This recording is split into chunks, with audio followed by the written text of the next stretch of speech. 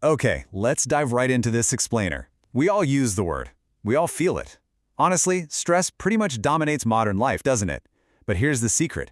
Most of us completely misunderstand what stress actually is. We talk about it like it's this giant heavy blanket just suffocating us. But today, as we unpack the anatomy of stress, we're going to unlock the mystery of how it actually works, and, believe it or not, how we can actually use it to our advantage. So, is all stress actually bad for you? If you're like most people, your gut reaction is probably, yes, absolutely, get it away from me, right? We're so conditioned to see stress as the ultimate enemy of our health. But what if I told you that without certain types of stress, you'd never actually achieve your goals or experience the thrill of success? To figure that out, let's quickly look at our agenda. First, we'll bust the great stress myth. Then, good stress versus bad stress. Next, short-term versus long-term impacts. After that, we'll map out the mind-body connection. And finally, wrap up with how to manage stress and live better.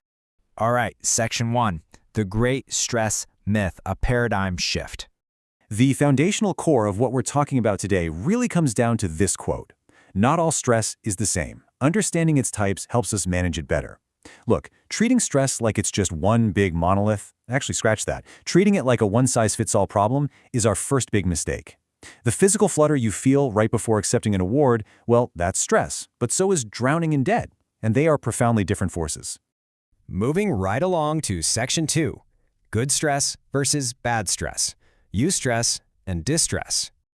Let's start with a concept that might actually be entirely new to you, and it's called eustress. This is positive, motivating stress. Instead of grinding you down, it literally lifts you up.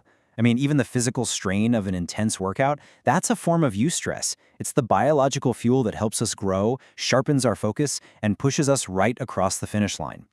Think about starting a brand new job, learning a complex skill, or preparing for a big event, like a wedding, which, let's be honest, is a very unique flavor of stress. Notice the pattern here? These things make your heart race for sure, but they are highly purposeful. They lead directly to your personal growth and success. That, my friends, is eustress.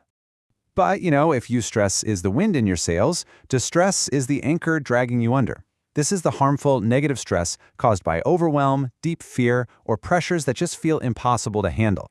We've all likely bumped into these triggers. An excessive workload with no end in sight, deep conflict in your relationships, the sting of failure, or just lingering uncertainty about the future. Distress isn't purposeful at all. It's paralyzing. It tanks your productivity, and if you leave it unmanaged, it actively harms your physical health. Which brings us to Section 3, short-term versus long-term, the clock of stress. This part is all about the clock. Acute stress versus chronic stress. Acute stress is brief, it's temporary, and it's usually tied to an immediate challenge. Chronic stress, on the other hand, is an ongoing, relentless burden caused by continuous problems, things that drag on for weeks, months, or even years without any real resolution. Now, what's really interesting about this slide is how acute stress actually works.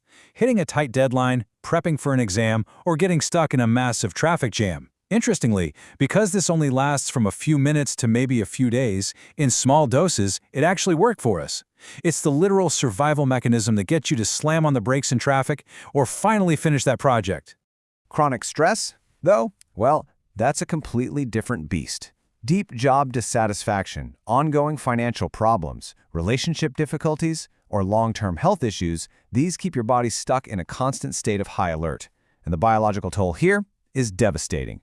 This long-term pressure can lead to serious system failures like anxiety, depression, high blood pressure, and heart disease. All right, on to Section 4, the mind-body connection, physical and emotional stress.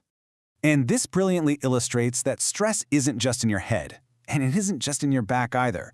Physical stress shows up as terrible headaches, deep fatigue, and horrible muscle tension.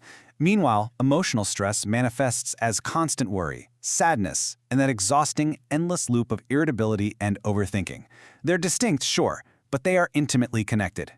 Regardless of whether this mind-body stress is short-term or long-term, the combined impact is pretty much identical. It drains your energy, wrecks your mood, and literally weakens your immune system.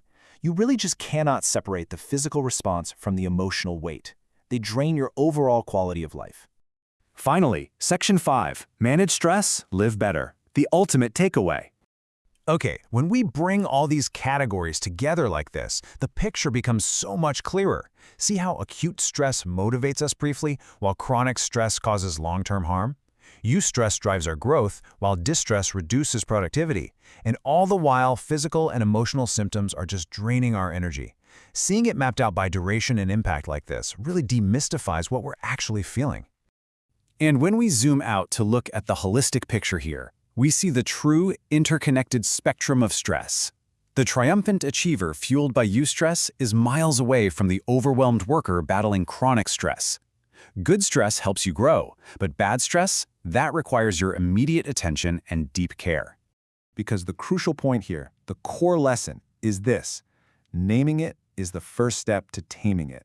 You can't treat a chronic financial worry with the same technique you'd use for acute traffic jam frustration, right? Once you accurately identify your specific type of stress, you're finally empowered to harness the good and mitigate the bad.